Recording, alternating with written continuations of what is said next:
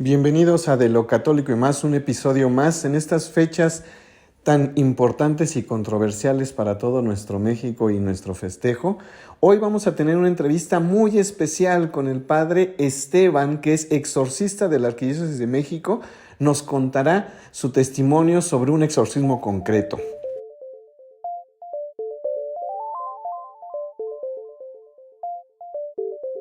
De este podcast de Lápiz, hoy nos toca compartir una entrevista interesante con el padre Andrés Esteban, exorcista de aquí de la Arquidiócesis Primada de México, de la familia de los Cruzados de Cristo, 7 años de ministerio, para que nos pueda contar su experiencia. Digo, primero en esta parte, ¿cómo le nombran exorcista? Si es exorcista oficial o no, porque luego hay también, ¿verdad? De repente, entre nuestra gente, el pueblo santo de Dios, también de repente se van, ¿verdad? Que porque hay misa de sanación en tal lado, ¿no? Y luego el padre ya, el de ahí no es exorcista, ¿no? Y luego dicen que el otro sí. Entonces, ¿cómo es este proceso en donde, para que usted le nombren exorcista dentro de los que hay aquí en la Ciudad de México, en la Arquidiócesis de México? Gracias, Padre Alejandro, por la invitación. Y brevemente, puedo compartirles que no fue algo que yo quise, que yo busqué o que yo elegí, sino que fue una tarea, una misión que me encomendó la Iglesia. En primer lugar, se me pidió, desde que yo era diácono transitorio, que colaborara en una comisión de asesoría teológica para el Ministerio del Exorcismo. Y esa petición me la hizo Monseñor Carlos Briceño Paz. En aquel entonces era el obispo que acompañaba el Ministerio del Exorcismo, hoy Pastoral de Consolación y Ministerio del Exorcismo, y también estaba como obispo de la segunda vicaría, hoy segunda zona pastoral.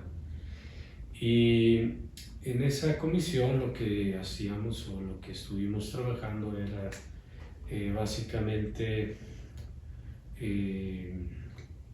organizar una manera de trabajar para la pastoral de exorcismos a través de un directorio pastoral y unas normas.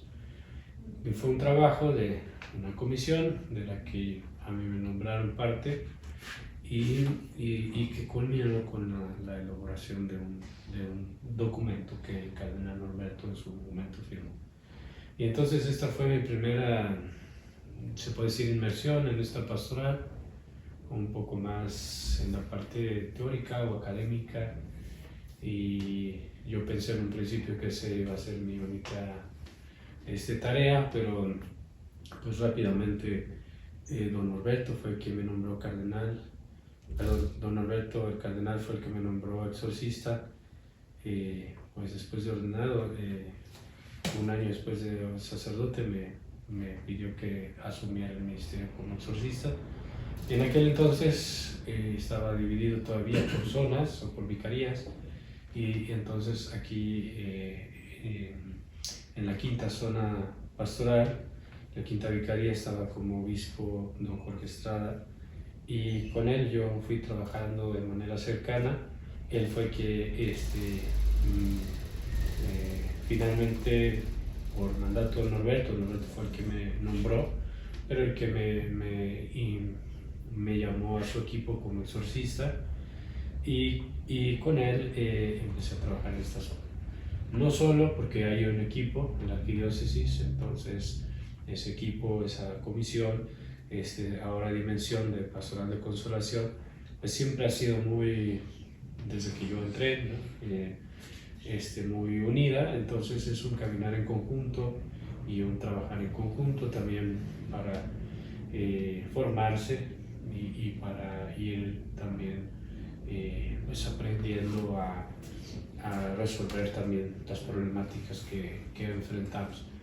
Después de esta primera etapa, se puede decir, mi primera etapa como exorcista fue esa, primero la parte de la asesoría teológica, luego me nombraron exorcista, don Alberto, don Jorge es el que concretamente me pide este servicio en la vicaría, me integro en la comisión, Y después viene la sucesión de don Norberto y llega nuestro arzobispo, el cardenal Carlos Aguirretes, y bueno, rápidamente él me nombró nuevamente exorcista para la Arquidiócesis de México, ya no para una zona pastoral, sino para la Arquidiócesis de México, y pues es el trabajo que he tratado de hacer desde hace 6 años y ahora con don Carlos, pues obviamente siguiendo su perspectiva como pastor y sus indicaciones, ¿no? Ahora, al principio trabajamos con la Vicaría de la Educación del Mundo y ahora estamos integrados en la Vicaría de Pastoral, siempre con el acompañamiento de don Héctor Mario Pérez Villarreal. Entonces, bueno, pues eso yo creo que responde si soy exorcista o no. Muy bien. Y me decías un poco la formación, terminas de estudiar el seminario, pues como diácono, ¿tienes alguna especialidad, tienes algún otro tipo de formación que vaya o que ya hubiera estado como encaminado para poder desarrollar este servicio en la iglesia? Pues así, concretamente se puede decir que sí, aunque con matices. Yo estudié la licenciatura en filosofía y luego hice una especialidad en ética y una maestría también en ética tomista. Inclusive tengo los estudios del doctorado y lo que yo me especialicé fue estudiar a Santo Tomás. Entonces, por eso es que a mí me pidieron esa ayuda, ¿no? Okay. Después de eso, pues estudié la teología y ya después también estudié la especialidad en teología moral. Y lo que he tratado de desarrollar desde el punto de vista de los estudios es un poquito la perspectiva de la moral fundamental en su relación con la espiritualidad. Entonces, el discurso propio de la teología espiritual, la teología mística y ascética, con las bases del tomismo es lo que yo he estudiado más a fondo. Entonces, no es como tal que yo haya estudiado exorcística, porque en realidad eso no se estudia, no hay ninguna facultad en el mundo que te enseñe exorcística, ¿no? Pero de ahí se desprende, sobre todo de teología mística y ascética, pues es parte de... Sí, que uno diga, yo quiero estudiar para ser exorcista, necesito tener estos estudios concretos, pues, ¿no? La verdad es que no es así, sino que la designación del exorcista viene por el obispo diocesano o por el ordinario lugar. Y después de eso pues se pidió una formación inicial y esa formación inicial hoy en día pues se está tratando de formalizar, ¿no? Para que haya unas bases, unos fundamentos sólidos conforme a la doctrina y la praxis de la Iglesia Católica. Pues sabemos que en esta área, como en muchas otras, también hay diferentes pensamientos, opiniones y hasta desviaciones.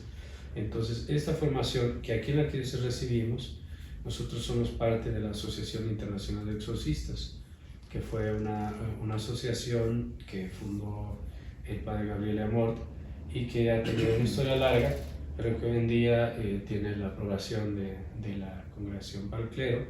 Es una asociación pública de clérigos que puede asociar exorcistas como miembros socios y también algunos otros que no son exorcistas, pero que están de alguna manera cerca del ministerio. Y hemos desarrollado en la asociación un instrumento que llamamos líneas guía para el Ministerio del Exorcismo, y es un documento, digamos, un libro especializado, y en ese texto pues exponemos, digamos, lo básico de una formación inicial. Y tiene la aprobación de la Congregación para la Doctrina de la Fe, la Congregación para el Clero, la Congregación para el Culto Divino y Disciplina de los Sacramentos, viene incluso prorrogado por el cardenal vicario de Roma, y ya lo tenemos traducido a 5 idiomas. Y hoy en día eso es lo que se da de formación inicial. Y pues tratamos también de colaborar en esas enseñanzas. Yo soy parte del equipo de docentes, pero la verdad es que esto es muy diverso en cada diócesis. Hay exorcistas que lo nombran, nunca reciben una formación específica.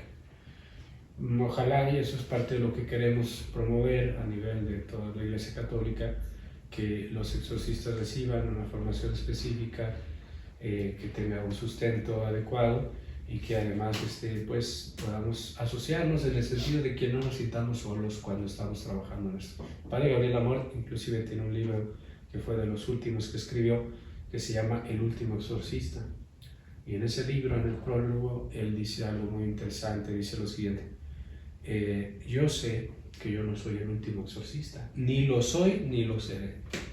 Dice, pero la verdad es que muchas veces los exorcistas nos sentimos solos en nuestro trabajo, en nuestro ministerio, como si fuéramos el único, como si fuéramos el último. Y entonces este es un problema, porque realmente nos enfrentamos a problemáticas muy complejas en donde necesitamos caminar juntos. Ya desde hace tiempo eso que ahora la Iglesia nos propone de decir, en realidad nosotros lo vemos como exorcistas, que tenemos que caminar juntos y ayudarnos a resolver las dudas que tenemos, a trabajar con una praxis adecuada, no conforme a nuestras opiniones o lo que sucede en los exorcismos, que suceden muchas cosas y que nos pueden ir cambiando nuestro pensamiento, sino conforme a la doctrina de la Iglesia, a la tradición exorcística de la Iglesia, que es muy rica. Claro. Y dentro de esta primera parte que dices teórica, ya cuando empezaste la práctica, sí. ¿Cuál fueron o alguna experiencia, o cómo se determina también, verdad, una posesión de una persona, Sí. o que hay un mal en una persona? Porque también dentro de la gente, verdad, también vamos viviendo esa parte, es que me hicieron el mal, ¿no? Y entonces ahora tengo que recurrir a la limpia, ¿no? Sí. O traigo ¿cómo se llama? El ojo de venado, ¿no? Porque me hicieron mal de ojo, o me tienen en un panteón, ¿no? Sí. Y que a lo mejor no hay una posesión como tal, ¿no? En algunas personas, pero sí tienen pues un cierto mal, pues, que se les ha hecho, que han estado ahí. Y dentro de esta parte que decías de Santo Tomás, bueno, no fue Santo Tomás, Santo Agustín, ¿no? Es quien dice, el diablo es como el perro que está amarrado, ¿no? Que está encadenado. Si tú pasas la cadena, pues obviamente te va a morder, ¿no? Si no la pasas, no te va a morder, ¿no? Entonces, en esta parte también un poquito padre, porque creo que mucha de nuestra gente, ¿no? Cuando dice, pues una limpia no me pasa nada, ¿no? Y entonces voy a que me hagan la limpia para que me vaya bien el trabajo, porque llevo 15 días, ¿no? Que no vendo, ¿no? Sí. Y de repente hay cuestiones que se llegan a complicar, ¿no? A través de estas puertas que se abren a través de haber pasado ya esta cadena, ¿no? Sí. En esa parte, ¿cómo ha sido tu experiencia, tu caminar? Pues, yo creo que primero que nada, padre, lo expones muy bien las preguntas, porque es el sentir del pueblo. Y eso me hace ver que escuchas a la gente, y eso es muy importante, porque a veces no todos los sacerdotes lo escuchan y alguien tiene estas inquietudes, y en lugar de recibir una respuesta positiva por parte de los agentes de pastoral, de los ministros, pues simplemente reciben un rechazo, ¿no? Una descalificación. Pero así es como el pueblo de Dios se presenta, con estas experiencias, estas necesidades de misión normal, misión maleficia, misión maldición. Fui con la bruja, me dijo esto, fui con la divina, fui con un señor, fui con una señora, fui con la limpia, después me pasó esto, después me pasó lo otro. Y como iglesia no podemos decir, yo no quiero saber nada de eso, ¿no? No, eso son supersticiones de la gente, la gente es ignorante, o las personas están mal psiquiátricamente, y no atenderlas. Simplemente el punto de partida es, hay una necesidad pastoral, y esa necesidad pastoral requiere una respuesta de la iglesia. Si no te dan la respuesta de la iglesia, la va a tener afuera. Y en el mejor de los casos se van a ir con los pastores protestantes, en el peor de los casos son los santeros, los diableros, los que terminan atendiendo a las personas. Entonces, eso es lo primero. La gente necesita una respuesta ante todas estas realidades que vive. Por un lado, de la acción como tal del demonio, de su acción extraordinaria, que a veces se manifiesta, aunque no se den cuenta, pero concretamente no tienen las categorías para interpretar lo que están viviendo, pero se dan cuenta que algo les está pasando, que no está bien. Y por otro lado, toda esta realidad pues, del ocultismo que está viva en nuestro pueblo, con diversas expresiones de chamanismo, de espiritismo, las tradicionales, pero hoy en día también con muchísimas expresiones nuevas, ¿no? La formación práctica, pues aquí al menos, y yo creo que esto debería de ser, ¿no? por decirlo así, la norma, es que un nuevo exorcista trabaje con un exorcista que ya tiene cierta experiencia durante un tiempo y después vaya ya aprendiendo a hacer un discernimiento, a hacer un proceso, ¿no?, de acompañamiento espiritual en el que puede ir determinando la necesidad específica de la persona.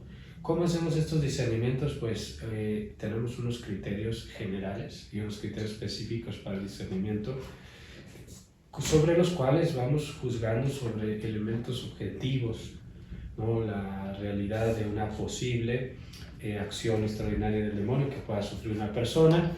Tú mencionaste, padre, la posesión, y existen otras acciones que también las personas pueden sufrir, como la obsesión, la vejación, o los lugares, inclusive objetos o animales, la infestación.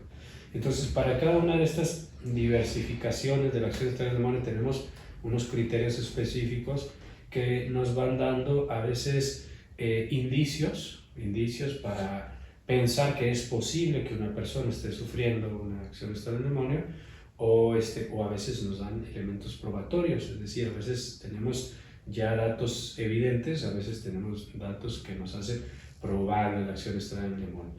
Nuestro discernimiento sigue los criterios objetivos y en la práctica consiste en hablar con las personas, escucharlas, una escucha atenta, obviamente, orante, respetuosa, tratar de comprender la situación que viven, que es por qué han llegado cuando llegan normalmente con el exorcista, pues son personas que están preocupadas, que están sufriendo, que tienen una inquietud fuerte.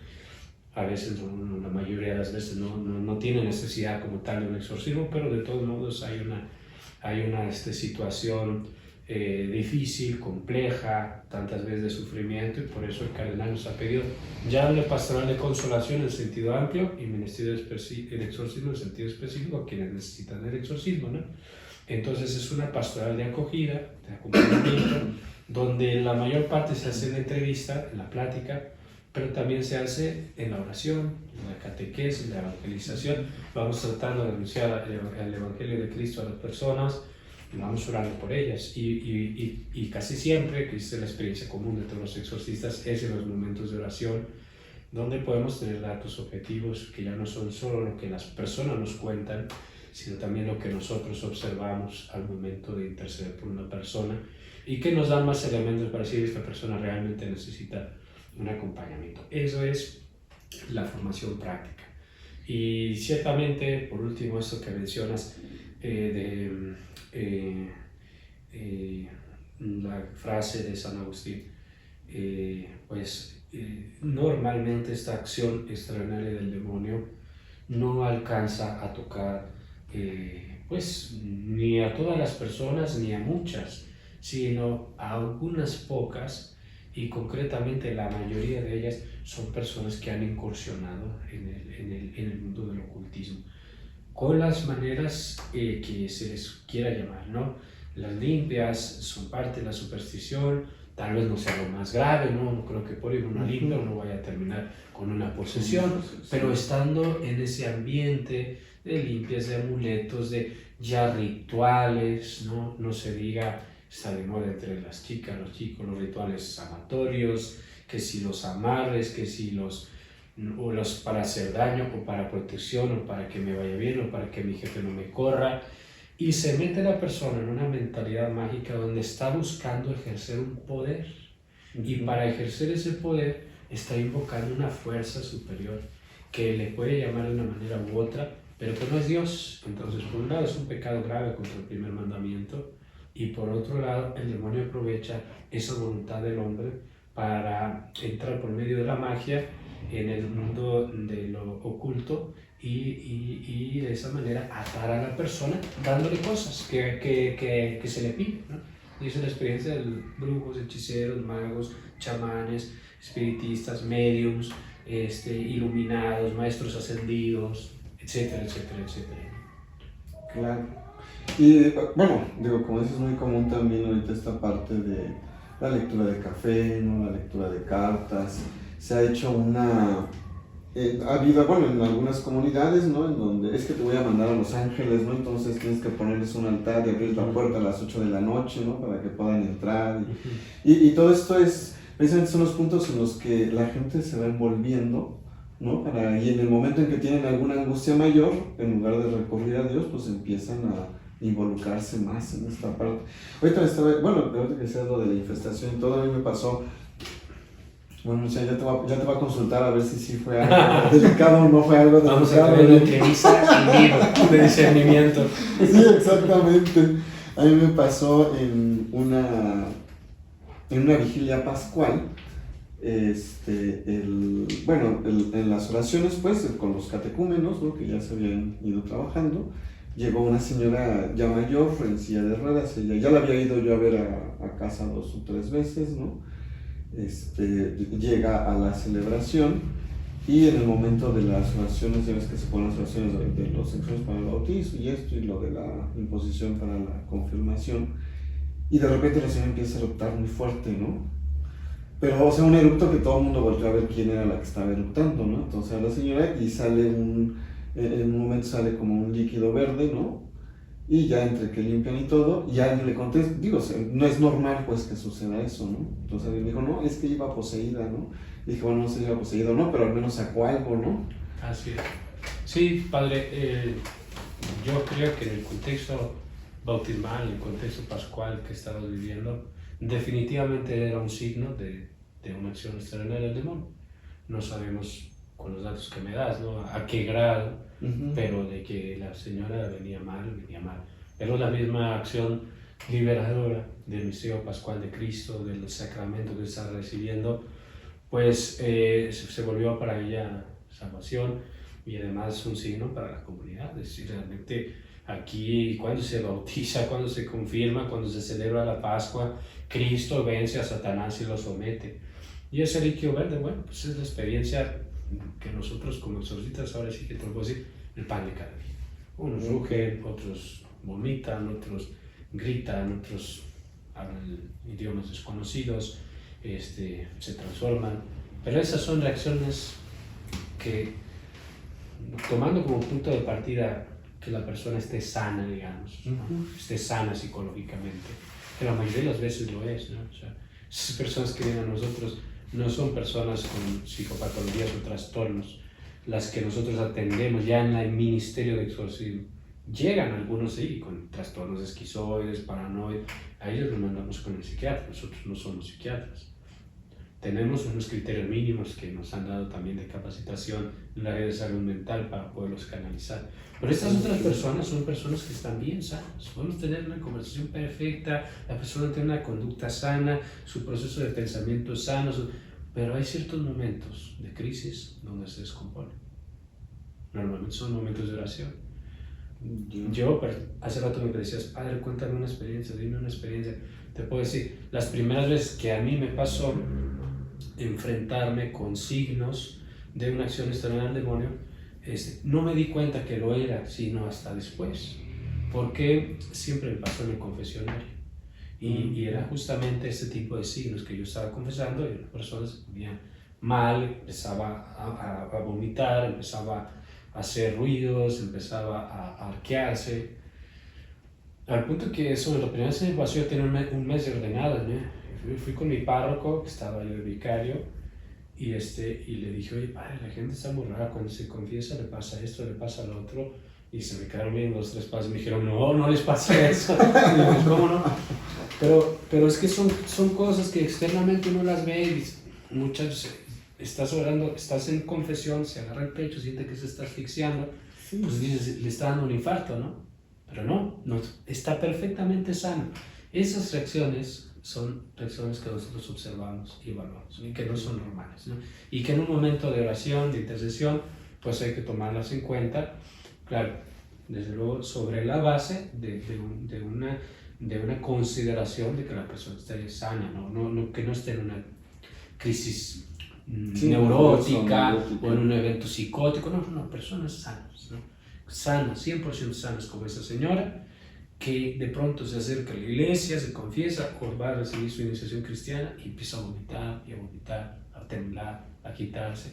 bueno, ¿qué se hace? La iglesia tiene que orar por ellas. Eso es lo que ha hecho. Desde que Cristo empezó a expulsar demonios, la iglesia sigue, continúa un ministerio exorcístico por el bien de los fieles. Claro. Hay una parte bueno, dentro de todas estas películas también que salen en torno a los exorcismos, hay una parte, por ejemplo, en la película del Conjuro, ¿no? Que la chica a la que es poseída no está bautizada, ¿no? Entonces cuando le dicen a la pareja esta, lo primero que preguntan, ¿no? Y está bautizada y dicen, no, bueno, pues ahí está el problema, ¿no? Y luego hay otra parte, bueno, es que soy me gusta ver muchas cosas, sí, entonces, algo así. Un poco curioso. No hace nada más que estar viendo ahí. Hay otra parte, en Netflix estrenaron la serie de Sabrina la bruja adolescente, pero como en una versión como más moderna. Y también a mí me llamó mucho la atención porque en el momento en que, digamos, el diablo como que reclama el pacto que hace el papá, ¿no? De que esa alma le pertenece, no llega un momento en donde una de las tías saca el acta de bautismo, ¿no? Dice, ella es hija de Dios, no del diablo, entonces ya no la puede tocar, ¿no? Digo, esta parte que voy, ¿qué tan, digamos, común, normal o cierto es que una persona que está bautizada es muy complejo que pueda ser poseída? Es muy pertinente esa pregunta. De hecho, hay una creencia, vamos a decir, falsa, errónea, a veces entre los mismos hermanos del presbiterio, que piensan, bueno, puede haber posesiones, pero no dentro del pueblo de Dios bautizado, porque ya está el Espíritu Santo ahí, en la persona. Exacto. ¿Cómo pueden coexistir? Entonces, es una comprensión equivocada. Y para dar la respuesta cabal, lo primero que voy a decir es, esta es experiencia, historia de la iglesia. Ha habido santos que han estado posesos, ha habido santos que han sufrido vejaciones, ha habido santos que han sufrido obsesión maligna, santos que han estado posesos, Santa Gema Galgani, Santa María de Jesús crucificado, santos que han sufrido vejaciones terribles, Padre Pío de Pietrelcina, entre muchos otros, aquí en México también, el Santo Obispo San Rafael Elízar de Valencia, o que han sufrido la obsesión maligna, Santo Cura de Ars, entre muchísimos otros, ¿no?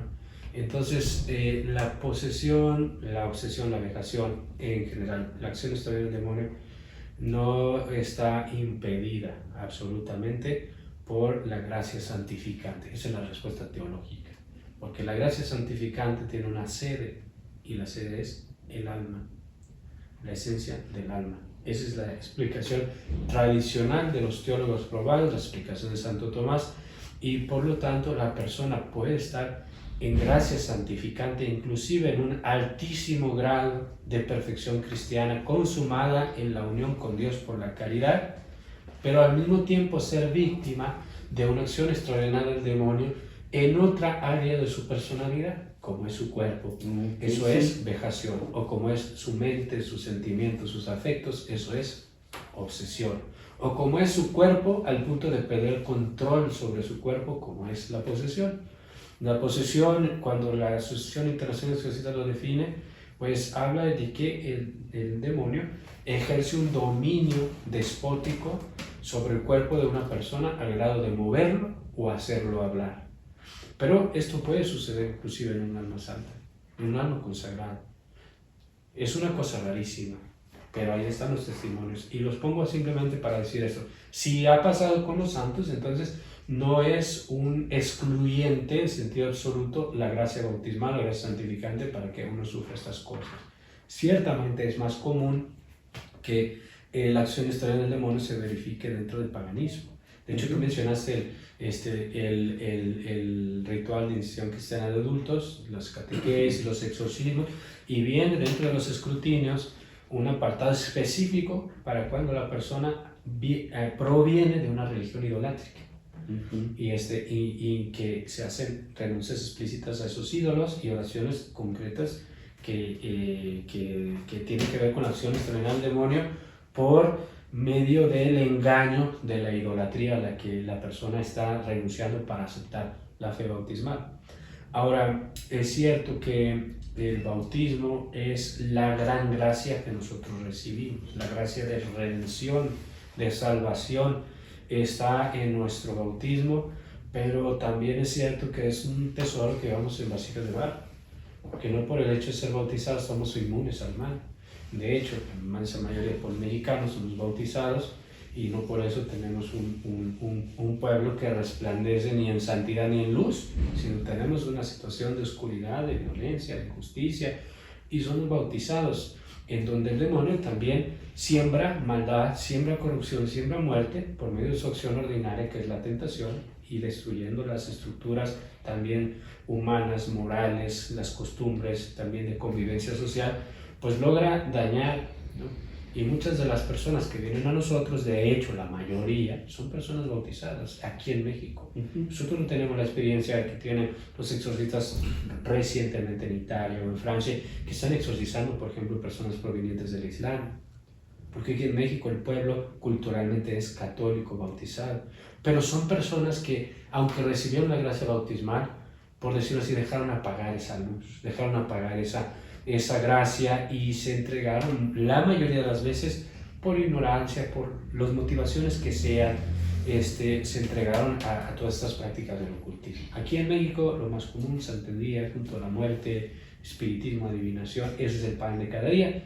En otros lugares serán otras cosas, pero la gracia bautismal está de alguna manera sin dar frutos, opacada, porque la persona en su voluntad empieza a entregarse a todo esto. ¿Qué es lo que hacemos? El proceso en realidad de liberación, el proceso exorcístico, rescata la fuerza de la gracia bautismal. El sacramental del exorcismo tiene una función de hacer resplandecer la luz que la persona ya recibió en su bautismo. Si no lo hubiese recibido, proponerle la fe y que aceptándola reciba el bautismo, como estos ejemplos que me pones de estas películas, la del Conjuro, me parece que la vi, la otra no la vi, pero algo leí de esta circunstancia, y por lo tanto, aunque no tengo muchos detalles de esto que me dices de Sabrina, sí es pertinente esa observación, ¿no? Porque el demonio puede reclamar, mira, esta alma se me entregó por medio de una alianza y un pacto, y es verdad, pero la persona mientras tenga vida puede renunciar a ese pacto, a esa alianza con Satanás. Y Dios en su misericordia, que es sorprendente los alcances de su amor misericordioso, rescata a estas personas que han estado en el satanismo. Y no digo en los engaños, vamos a decir, más benignos, porque no es lo mismo la que está invocando ángeles y haciendo rituales con cuarzos, con piedras, con velas, que piensa que está sanando y que es una persona que realmente no quiere hacer mal a nadie. A una persona que se va al satanismo, quiere dañar, destruir, blasfemar contra Dios, pues a esas personas también los rescata el Señor. Y testimonios de esos tenemos muchísimos, todos los exorcistas los rescatan. Y ellos pueden renunciar a esos pactos que han hecho, aunque hayan sido pactos de sangre, aunque hayan sido cometidos con sacrilegios o con crímenes. Dios tiene misericordia que no está limitada por eso. Y renunciando a eso, ¿qué es lo que hace? Renueva su bautismo, su compromiso bautismal, su entrega. Tiene que pasar por un proceso de purificación, tiene que pasar por un proceso penitencial, que seguramente va a ser doloroso, que cuando han estado metidos gravemente en estos senderos del satanismo, por ejemplo, pues usualmente va a requerir los exorcismos, usualmente. No siempre, pero la mayoría de las veces sí. Y los exorcismos pues son dolorosos.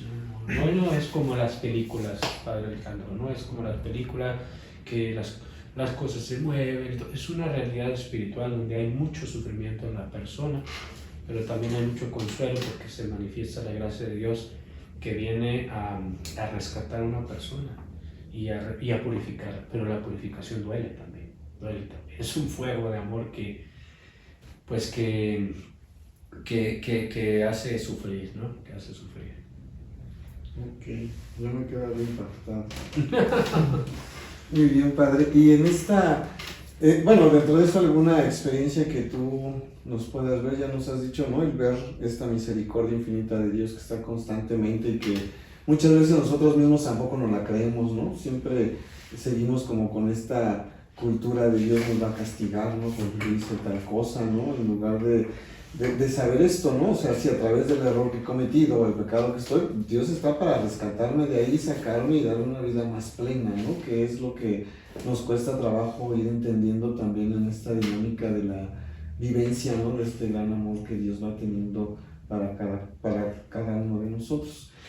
Y bueno, perdón, antes de que se me olvide, te voy a hacer una pregunta que una vez me hicieron ahí en la comunidad donde estoy. Sí. Y que yo dije que no, pero a lo mejor es sí, ¿verdad? Ahora, precisamente llegando a estas fechas de Día de Muertos, ¿no? Donde los niños salen a pedir la calaverita y entonces se tratan de disfrazar, ¿no? Pues de todos aquellos que causan miedo, pues, o terror o alguna cuestión así. Digamos, eso es una parte de poder abrir una puerta para uno de los pequeños que se ha vestido de esa manera, pues digo, con esa finalidad de decir me quiero disfrazar para ir a pedir la calaverita en toda la colonia, ¿no? Sí. O no hay como alguna... Mira, yo creo que ahora sí que hay que ser muy sensatos, ¿no? Y estas respuestas a esta problemática que planteas siempre va a dejar insatisfechos a uno, ¿no? Pero bueno, eso es algo usual, ¿no? Y entonces, en esa sensatez, ¿no? Me parece que una cosa es darnos cuenta que algún hecho de nuestra cultura merece una corrección y que como católicos podríamos tener una participación mucho mejor, mucho más virtuosa.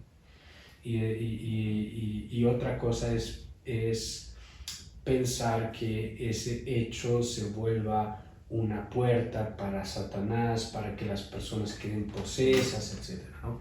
Entonces, punto y aparte, celebración del Día de Muertos. Que celebración del Día de Muertos tiene un origen en realidad cristiano, son los misioneros franciscanos quienes tratan de, por medio de los signos de los altares, y pues sí, el folclore mexicano incluido en los altares de muertos, representar las ánimas de los fieles difuntos por los cuales se van a ofrecer los sufragios el 2 de noviembre. Y es una costumbre, pues, vamos a decir, cristiana en sus orígenes, aunque después pierde el sentido cristiano y se queda nada más el folclore, ¿no?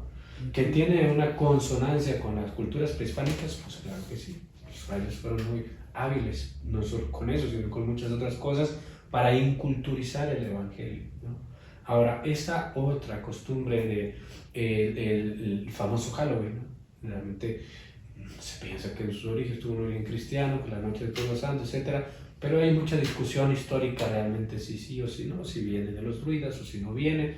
Independientemente de eso, a mí me parece que la configuración cultural de disfrazarse de demonios, disfrazar a los niños de demonios, etc., no es correcta, ¿no? Yo nunca le diría a mis sobrinos, ¿no?, que se vayan a disfrazar de demonios o de brujas para pedir Halloween, ¿no? Me parece que sería algo, desde mi punto de vista, del todo inconveniente, ¿no?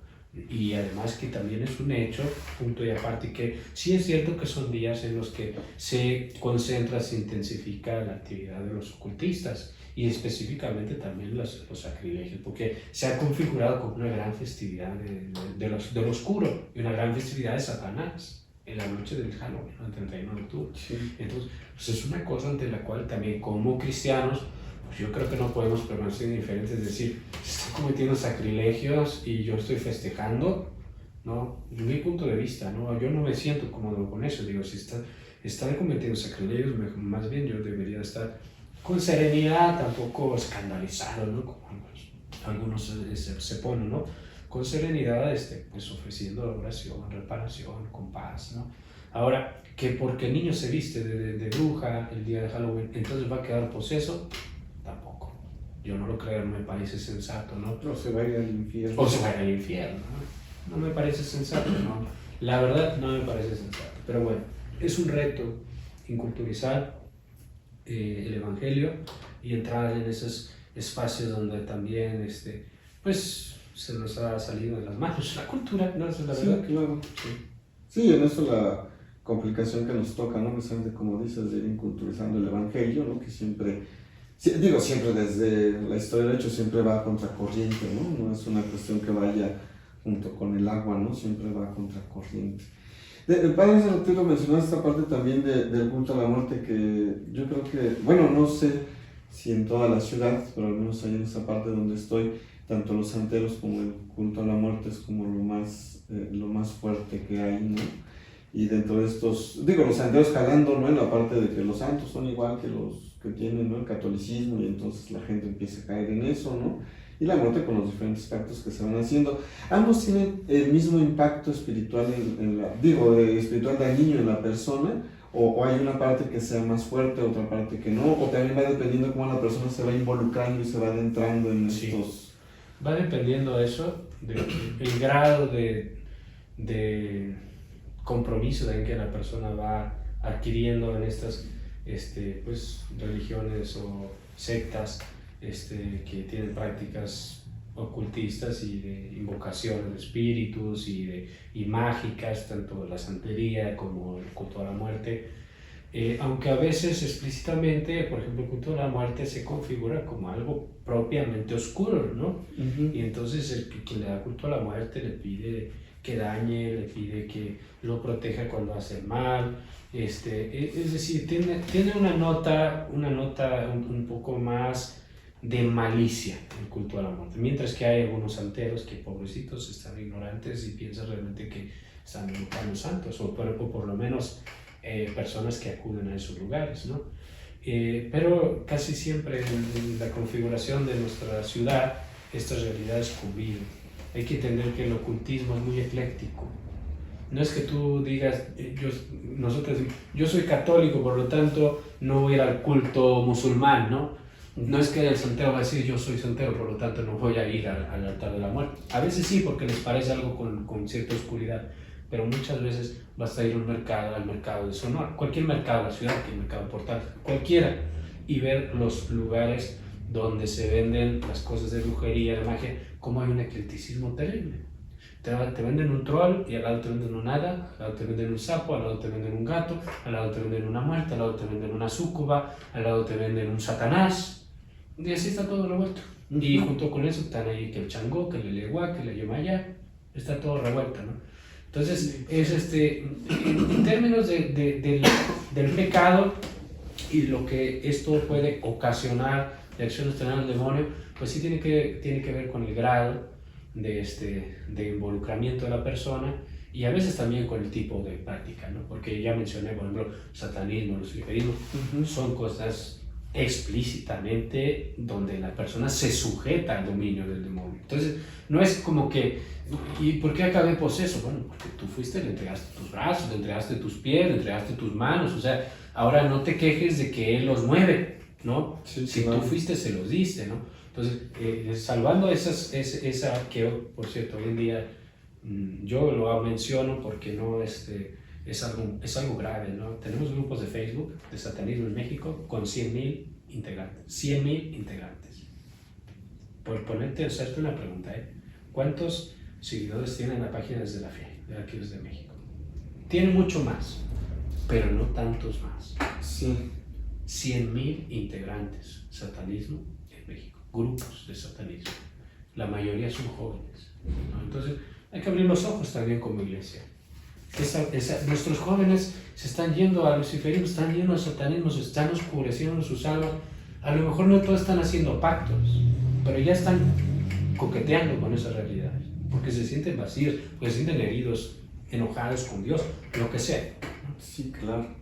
Bueno, sí, eso como dices, heridos, enojados con Dios, o el mismo rechazo de Dios porque la iglesia no acepta tal o cual cosa, ¿no? Y van en eso, o la otra parte, ¿no? La adivinación, pues, o sea, el como joven quiero saber qué va a pasar mañana, entonces voy a que me lean el café y voy a que me lean las cartas, y constantemente voy cayendo pues en estas prácticas, ¿no?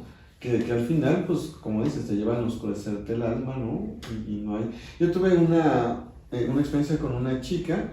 Ella mucho tiempo se iba a que le estuvieran leyendo las cartas, creo que no sé si iba cada tercer día, cada 8 días, ¿no? Porque estaba continuamente en esa parte, y llegó un momento en donde ella decidió parar porque dijo, es que esto nada más me está dañando, porque salgo yo de ahí y pienso, es que va a pasar esto, es que ella me dijo que el otro, y es que sí le atinó, y dice, eso me estaba totalmente comiendo, ¿no? Y entonces sí, de ella parar y acercarse nuevamente a Dios, ¿no? Entonces en este caminar creo que son puntos muy delicados ahora en la juventud. Padre Alejandro, la mayoría de las personas recurren al ocultismo.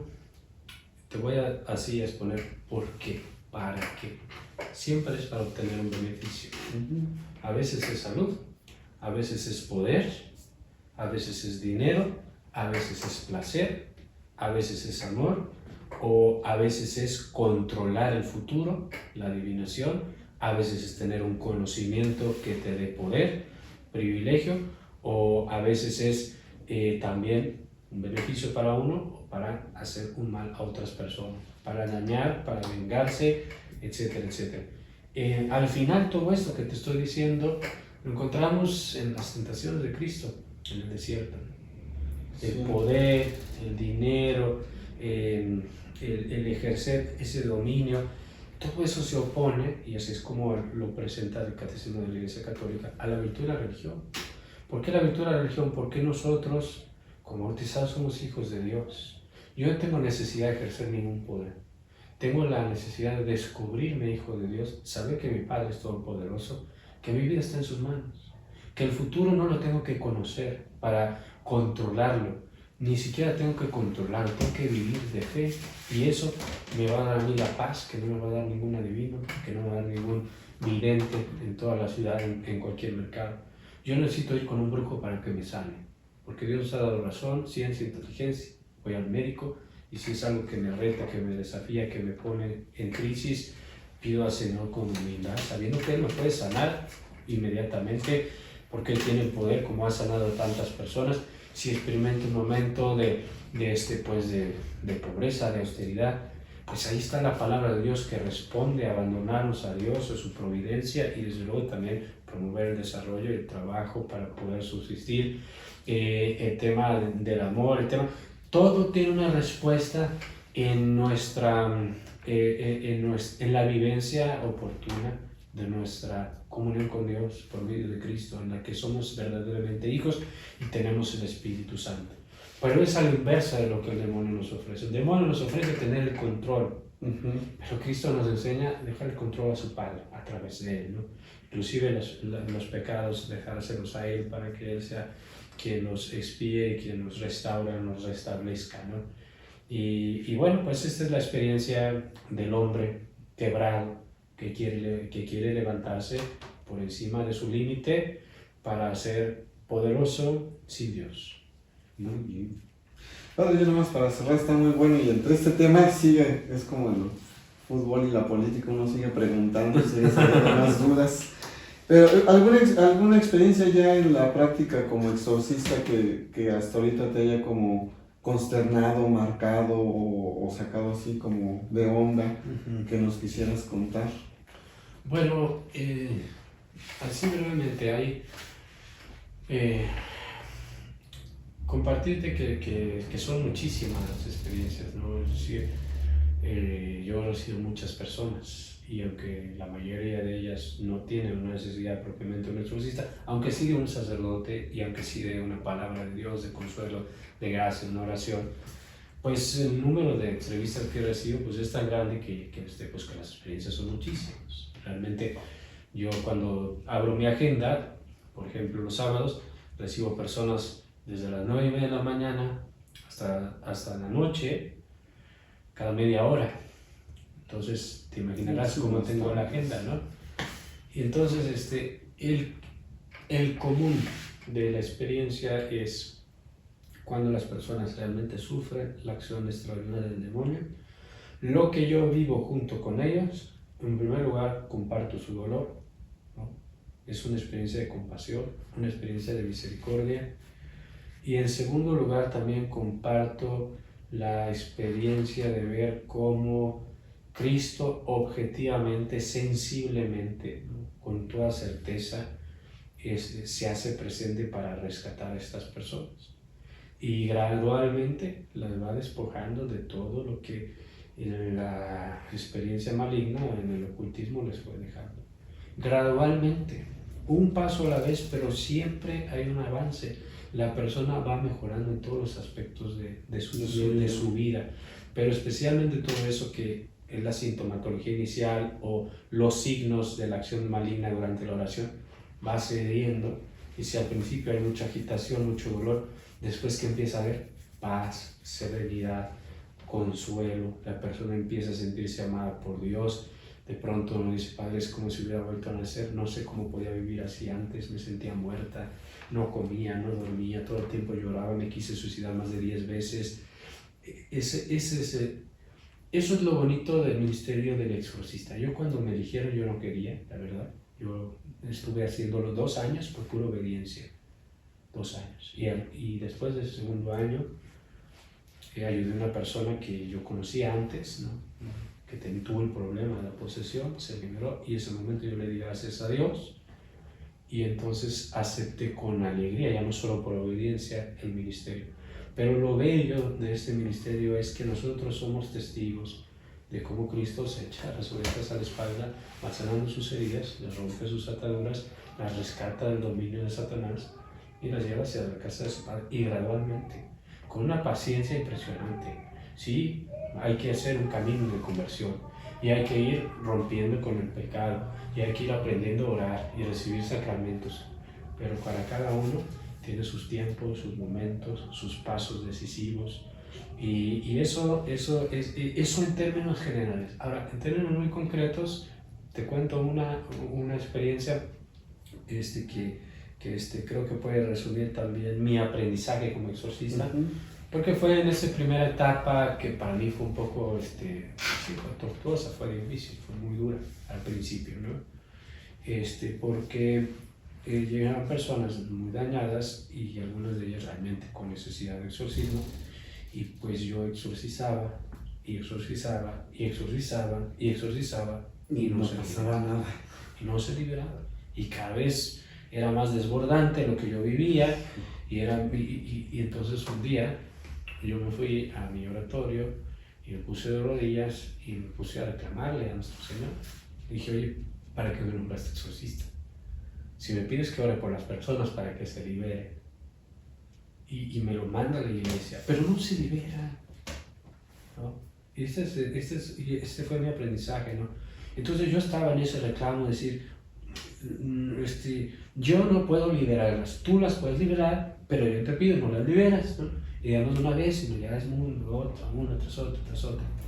Y me quedé contemplando pues la cruz, que te leí en mi oratorio, y me vino esta respuesta, ¿no? Una iluminación, yo siento una gracia de Dios. Y lo voy a poner así a modo de diálogo, ¿no? Jesús desde la cruz diciendo, ¿cómo fue que yo vencí al mal? Entonces esa fue la pregunta, ¿no? ¿Cómo crees, Padre Alejandro, que yo, Jesús, vencí al mal? Y entonces me quedé contemplando la cruz y dije, con humildad, con paciencia, con mansedumbre y con amor. Fueron las respuestas que tuve y inmediatamente fue, tienes que hacer lo mismo. Y entonces ahí aprendí a ser exorcista, porque ser exorcista ante todo es un ministerio de oración, un ministerio orante. Pero el que ora no tiene control de las cosas, el control de las cosas las tiene Dios. Y como Cristo, se puede decir, en la cruz no tenía control de las cosas, su Padre estaba en control de todo, porque la providencia de Dios no se le escapa nada, pero estaba sometido a la impotencia, se puede decir, ¿no? Y a veces nosotros también nos sentimos impotentes ante el sufrimiento de las personas, porque quisiéramos quitárselos en un instante, inmediatamente, pero no es conveniente. Él sabe cuándo, Él sabe cómo, y lo que nos pide pues es que oremos así, con paciencia, con humildad, con mansedumbre y con mucha caridad. Yo siempre que vienen las personas después de una celebración litúrgica de exorcismo, casi siempre termino alegre, con paz, con consuelo, y le digo a la persona que viene, otro poquito. Y a veces se sorprende, dice, otro poquito, ¿qué, no? Dice, y entonces piensan que otro poquito y se liberan, ¿no? Otro poquito, avanzamos. Y termino yo, cuando veo esas reacciones, digo, otro poquito más y llegamos al cielo. Y esa es la respuesta que yo veo, porque también es la historia de la salvación de las personas, ¿no? No solo es la historia de mi liberación. Yo me fui con la bruja, me hicieron esto y acabé el proceso. Esa es la parte fea. La parte bonita es, fui a la iglesia, pedí ayuda, conocí a Cristo, no lo conocía, descubrí su amor y ahora tengo un tesoro que antes no tenía. Y es la historia de la salvación de una persona, y de otra, y de otra, y de otra. Por eso Lo último que te diría, Padre Alejandro, pues es que todos enfrentamos el mal, de una u otra manera, exorcistas, sacerdotes, pueblo de Dios, y tenemos en Jesús crucificado la respuesta para vencer nuestros propios males también, nuestros propios pecados, ¿no? La paciencia, la humildad, la mansedumbre y el amor. Es la respuesta de Jesús frente al mal para poner un límite definitivo y para también romper nuestras cadenas y establecer su reinado en nuestras almas. Y esto para todos, en nuestras familias, en nuestras almas, aprender a orar, aprender a vivir en comunión entre nosotros, a servir, a compadecernos unos de los otros, a apoyarnos, sostenernos, a anunciar la palabra a tiempo y a destiempo. Y entonces encontramos la paz, ¿no? Y los demonios, bueno, Satanás y todos los demonios del infierno, pues harán lo que hacen, pero ya no nos va a afectar de ninguna manera, ¿no? Yo duermo tranquilo, con toda la paz del mundo, me siento muy contento, me siento con mucha paz, no tengo miedo, ni cuando hago exorcismo, ni cuando no hago exorcismo, porque es esta fuerza, que es la fuerza de la Iglesia, que es la luz del misterio pascual, ¿no? La que nos sostiene. Y eso es para toda nuestra vida, sea cual sea la circunstancia y el mal que enfrentamos. Muy bien, Padre, pues muchísimas gracias. Gracias. ¿Y dónde la gente que tenga alguna duda, dónde te puede consultar para seguir llenando tu agenda? Bueno, mira, hay un contacto para hacer una cita a la persona que necesite la entrevista, pero bueno, ahorita no se los puedo dar, pero algo que se me ocurre es una página de Facebook que se llama Colegio de Exorcistas Arquidiócesis Primada de México. Y ahí está esa página, la lleva una licenciada que se llama Felipa, y ella puede responder y canalizar a las personas, tanto conmigo como con los otros exorcistas, el Padre Osvaldo, el Padre Adrián, el Padre Guillermo, ¿no?